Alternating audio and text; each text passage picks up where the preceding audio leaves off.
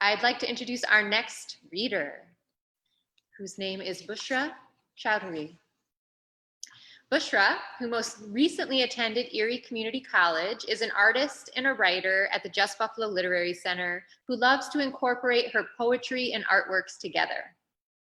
According to Allie, Bushraa is a dynamic writer, her writing changing to reflect different moods and yet always carrying the real, raw emotion that embodies her work. Theo says, Bushraa is incredibly talented at getting across very powerful messages in short, simple, and elegant lines. In the same manner in which Bushraa showed up to countless Just Buffalo workshops and events, her art is full of enthusiasm to experiment. Like her, it is full of sharp-edged humor, serrated compassion, and woven with pleasantly startling surprise. A teddy bear with its eyes sewn shut, water that carries more than fish. As she writes in one of her poems, in Bushraa's art, softness is an illusion. So let's welcome Bushraa to the stage.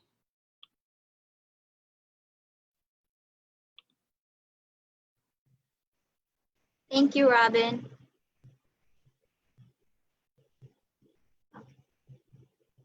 So I have a lot of short poems here. The first one is called First Snow. First snow. We are made to be part of a whole with our singular soul. Falling and breaking, we continue to move on, leaving as fast as we came, but always leaving an impression.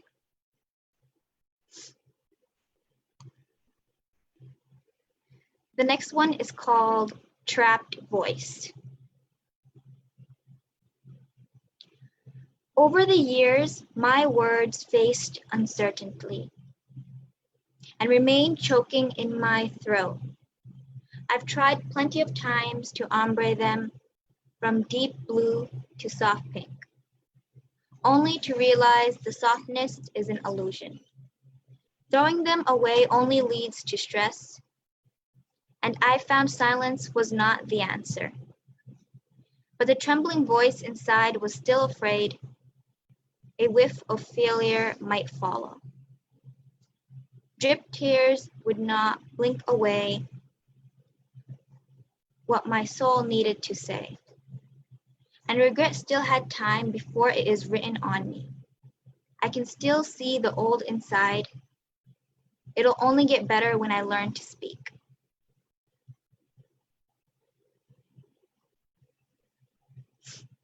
This next one is called Hold Me. Hold me to my word, 'cause I will always be afraid. Remind me of what I said before I crumble away. Know that I am strong and my heart is still soft clay, molding by my fingertips and changing day by day.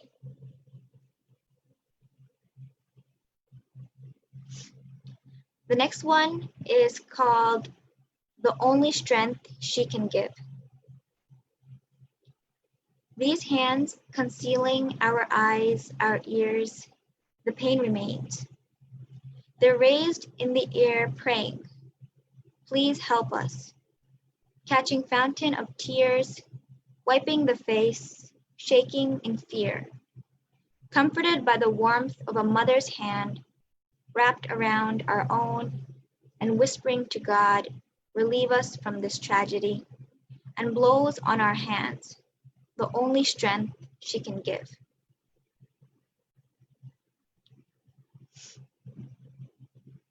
This next one is a very short poem called Built Up Emotions. A Coke bottle full of Mentos, closed up tight, only to explode at late midnight. The next one is called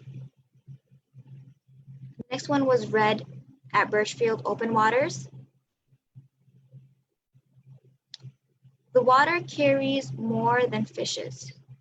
It flows with bodies of nature and under-controlled tragedies or soon-to-be tragedies.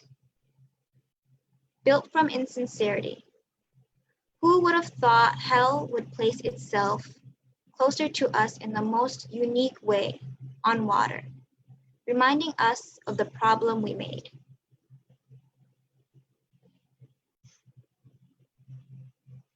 This next one is called Where Do Erased Words Go?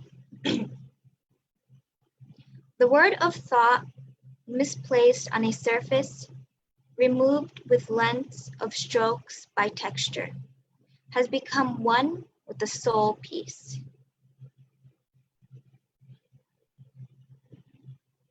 The next one is called Erasure Poem, The Maze of Mist.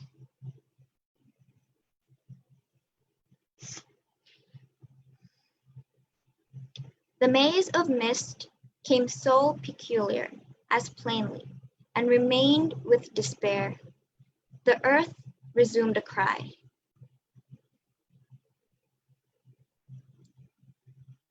This next poem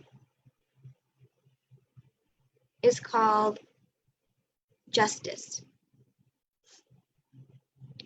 Just us striving to improve community equity.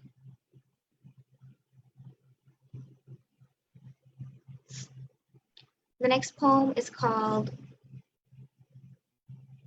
The Lines in Her Book.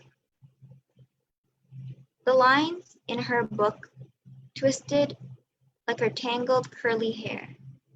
Combing it would only bring pain to the words that refuse to smoothen out. The next one is called The Teddy Bear. The teddy bear's eyes soon shut by force, with one ear to hear faults of empty drawers that cry every time it opens up to new clothes which never seem to fit over the teddy bear's head.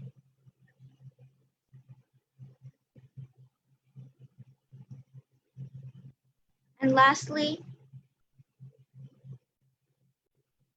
this poem is called I Like to Sing Alone in My Room. I like to sing alone in my room and feel the opera around me. My attention draws towards a girl in the mirror. She was staring right back at me. It had taken a while to realize who she was. We stared until time awoke us, and today became tomorrow. I turned to see my clock a minute before the alarm went off. What a shame. A nice minute of sleep I could have had, and an extra minute of the girl I wanted to see again. I want to ask who she was, and what am I supposed to do, and why was she far? Her heart is not wooden like mine. She never seemed to worry, as if ache didn't exist. In this big empty house, if we meet again, maybe we'd be friends.